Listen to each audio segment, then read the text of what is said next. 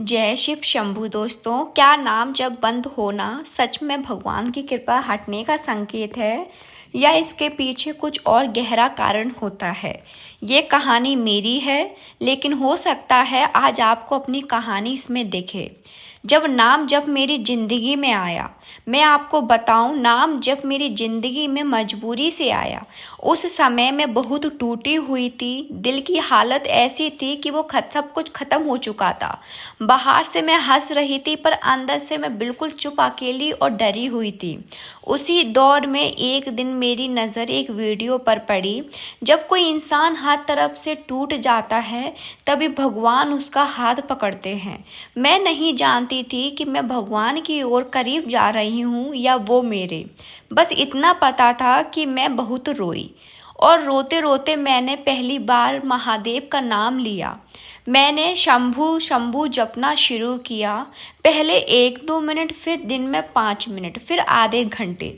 धीरे धीरे जैसे मेरे अंदर कुछ साफ होने लगा हो, जैसे कोई अंदर बैठा हो जो कह रहा हो, बेटी तू अकेली नहीं है।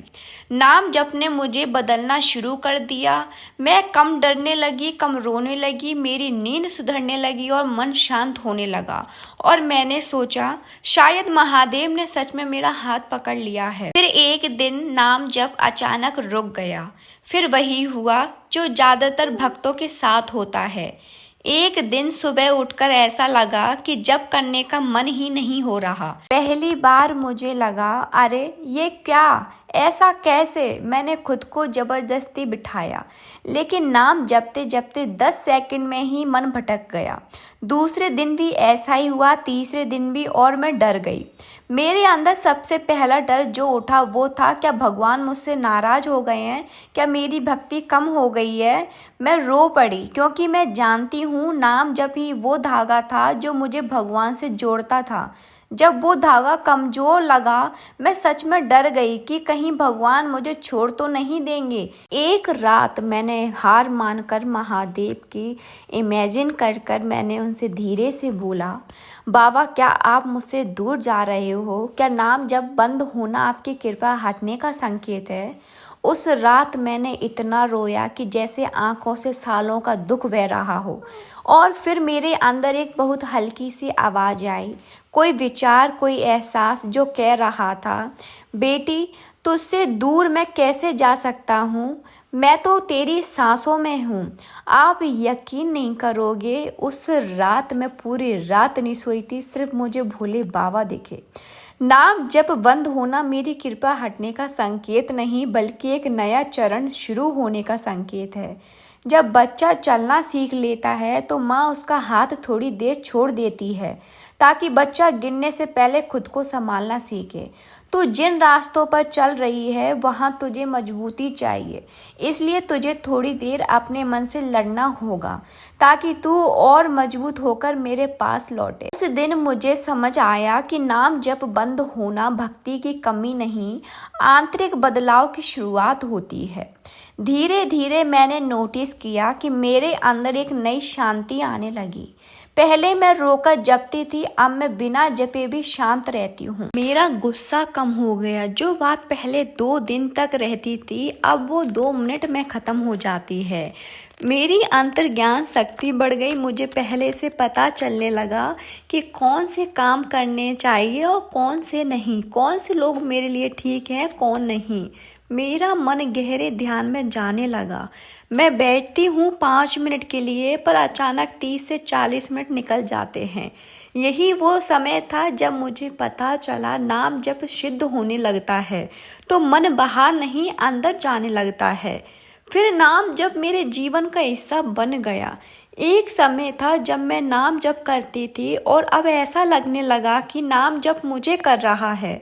मैं चलते फिरते भी जपने लगी, बर्तन धोते हुए भी जपने लगी, कपड़े सुखाते हुए भी जपने लगी, बाजार जाते हुए भी जपने लगी। और सच कहूँ, अब मैं जप नहीं करती, जप खुद मेरी सांसों में बस गया है। और ये सबसे बड़ा संकेत है कि नाम जप सिद्ध हो चुका है। तो क्या नाम जप बंद होना कृपया हटने का संकेत है? अब मैं अपने अनुभव से एक ही बात कह सकती हूँ, नहीं, कभी नहीं। नाम जप बंद होना कृपया हटने का संकेत नहीं होता।